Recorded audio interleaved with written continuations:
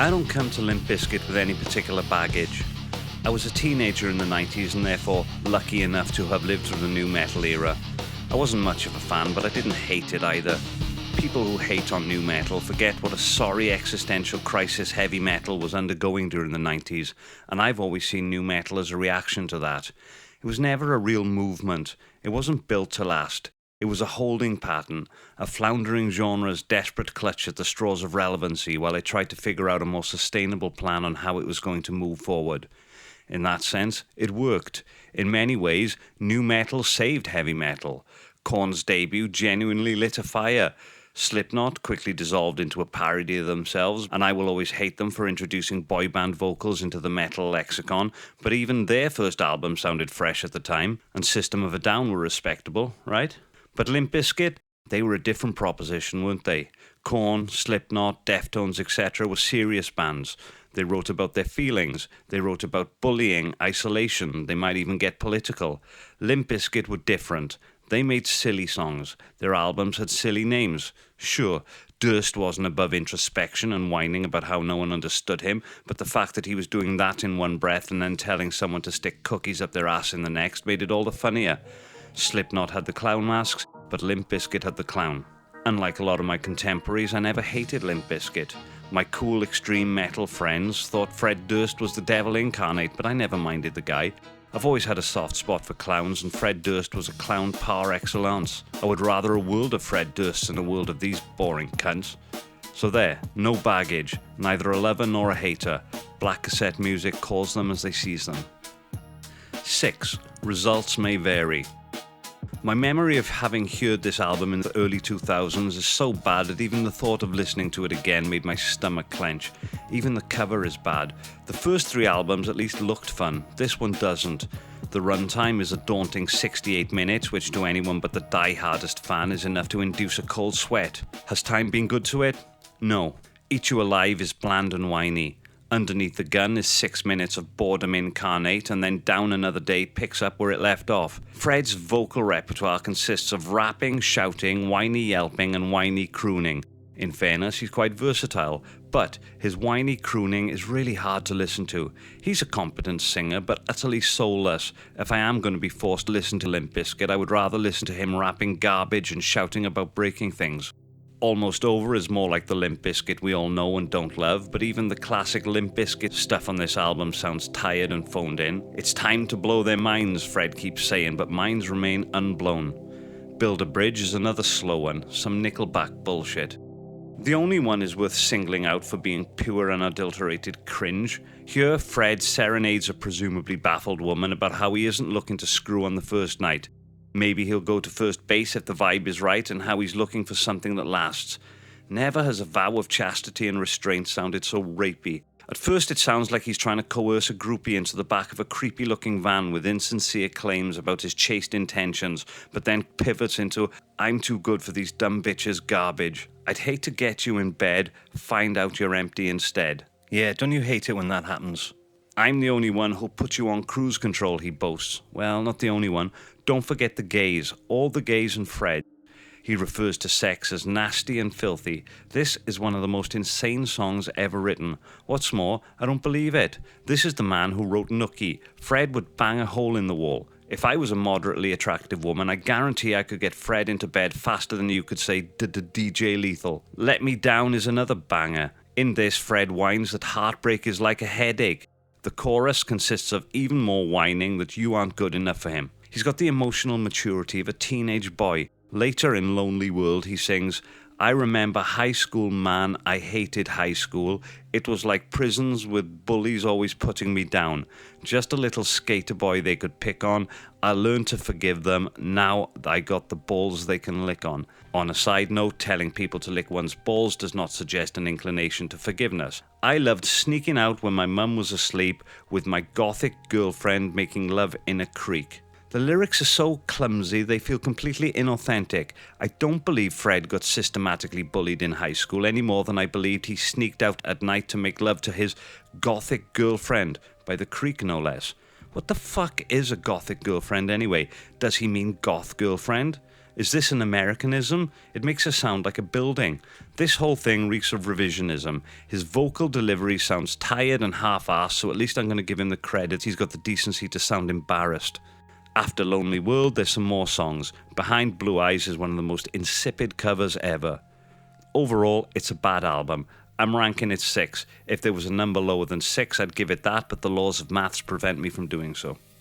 5. Gold Cobra. Holding the gold, it's so golden, y'all, golden cobra. Now this is more like it. My flow is cold like the weather in Siberia, I keep your head bobbing like a novelty, and all them turkey MCs want to gobble me, but I'm a shark in my underground fish tank, and I don't give a shit what these motherfuckers think. Bars. It's actually not a bad album. You quickly lose track of how many times Fred feels he has to remind everybody how he doesn't give a fuck what anybody thinks, but this album is a world away from Results May Vary. It might be the return of Wes, the long break since that ill-fated album, or the loosening of some of the pressures that came with their success at their peak, or some combination of all three, but the band sound invigorated and like they're having fun.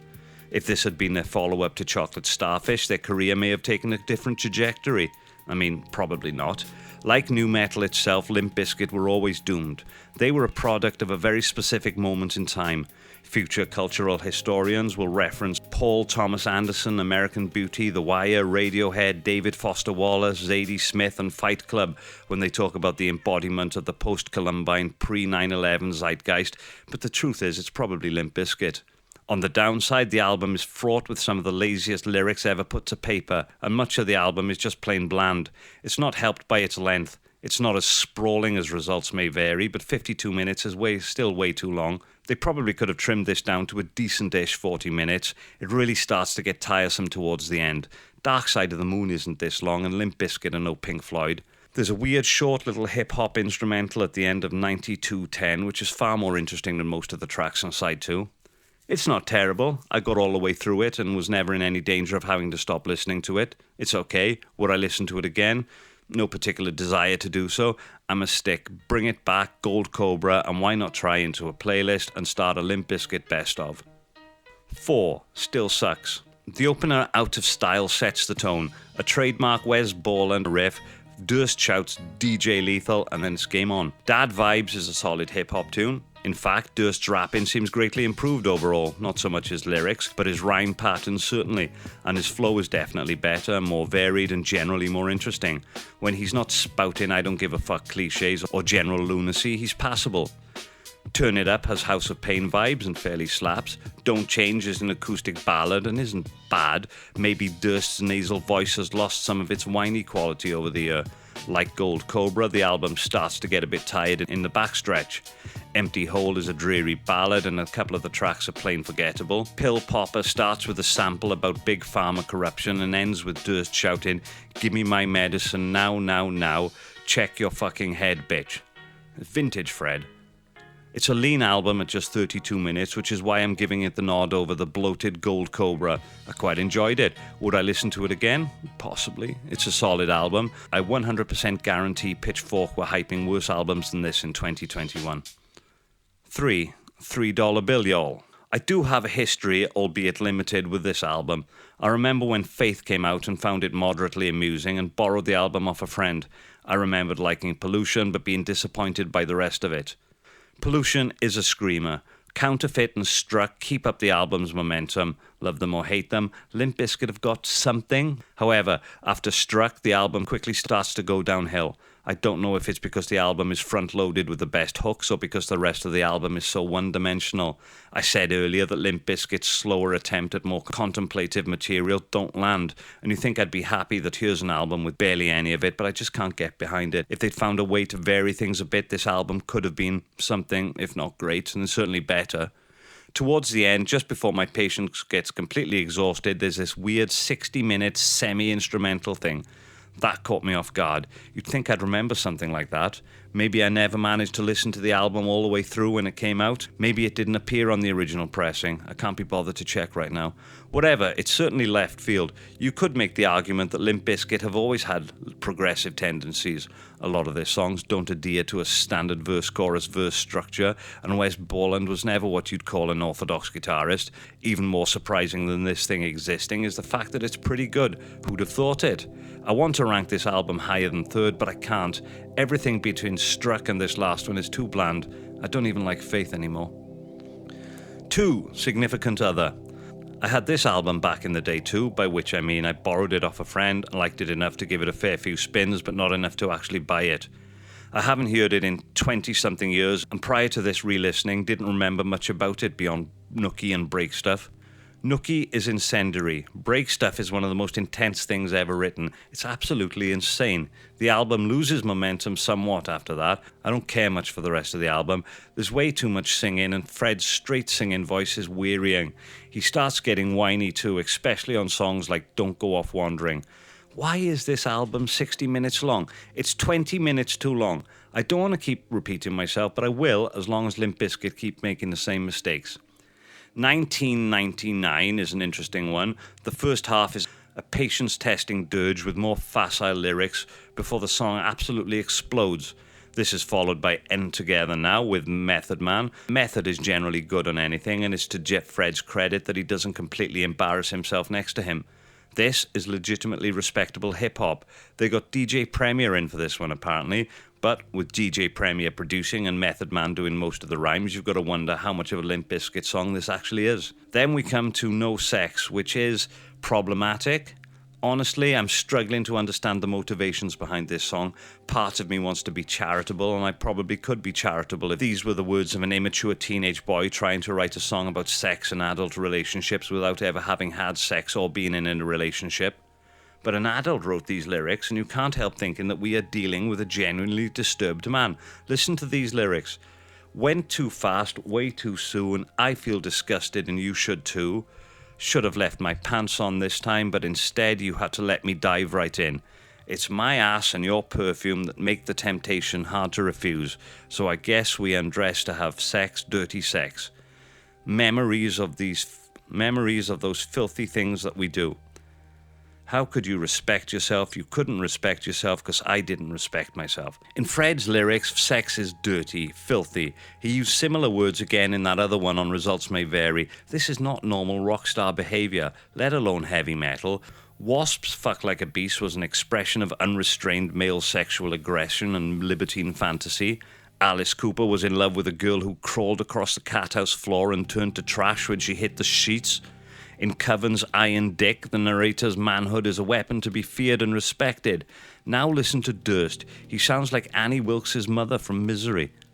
Show Me What You Got contains some of Fred's worst lyrical excesses. Scooter would cringe at some of these lyrics. I need a Kleenex every time I'm leaving Phoenix. I get silly when I play in Philly and spit on a boy named Tina in Pasadena. It's mad stuff. Tina isn't even a boy's name. And don't spit on people, Fred. Lesson Learned towards the end of the album is a rare Limp Bizkit slow song that isn't a complete car crash. After that comes the outro, and Not a Moment Too Soon. It was quite a ride. Only the album isn't over. We get this skit with Matt Pinfield, whoever he is, ranting about the shit state of modern music and why Limp Bizkit is so important. We need something with substance and depth, he yells. Are we talking about the same band, Matt? Number 1, Chocolate Starfish and the Hot Dog Flavoured Water. And here it is, number 1. Honestly, I don't think there's much between $3 Bill, Significant Other, and Chocolate Starfish. Today, Chocolate Starfish is edging it. On a different day, I might give a different answer, but I don't think so. I think this one is the right choice. It's easy to poke fun at Limp Bizkit, but let's be objective. Yes, they are juvenile, but as a musical unit, they're absolutely no joke. Wes Borland is a legitimately great guitarist, by turns percussive, atmospheric, and textural. He's a million miles from a low-string chug merchant and seems to have little or no regard for conventional hooks. Listen to him here talking about how he uses finger tapping, not for Van Halen solos, but as a rhythmical device. Who else does that?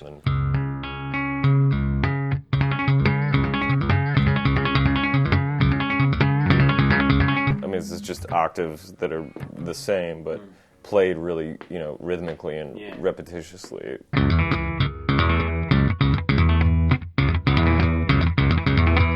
At his best on Chocolate Starfish, something like It'll Be Okay, he can be strangely hypnotic. Tune out Fred and listen to Boiler. This is a far more intelligent musician than a cursory listen to Limp Bizkit would suggest. And Fred gets more than his fair share of hate, but seriously, who else could have fronted a band like Limp Bizkit? Who else would have captured their manic, juvenile, over-the-top energy? Maybe this guy?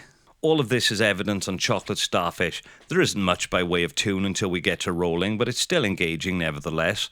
Borland's off-kilter jackhammer riffs and Durst's lunacy carry the whole thing. Rolling is unironically a late-period capitalism classic. Hot Dog interpolates elements of Closer by Nine Inch Nails, and Durst actually nails it. I said he was quite versatile earlier, and he is. His growly shouts in the chorus really set this one off. Upon making this video, I hadn't heard this album in, again, probably over 20 years. I wouldn't say I've missed it. Possibly I won't listen to it again for another 20. Roll-In will pop up on the TV and radio from time to time, and I'm fine with that. There's a drop-off in quality after Roll-In. The album is 62 minutes and was released just a year after The Significant Other. So, credit for the work ethic, but again, like the others, the album is screaming for some quality control. The worst insult I could ever level at a band is the word boring. The sad reality is that most bands are, and any band that manages to get over that bar should be applauded, regardless of how they've managed it. And that includes boasting about how many times you've cursed in a song, shouting about Chocolate Starfish, and having this maniac as a frontman. If you all are loving this shit right here, you should like and subscribe. Fangs of the Cobra. Fangs of the Gold Cobra.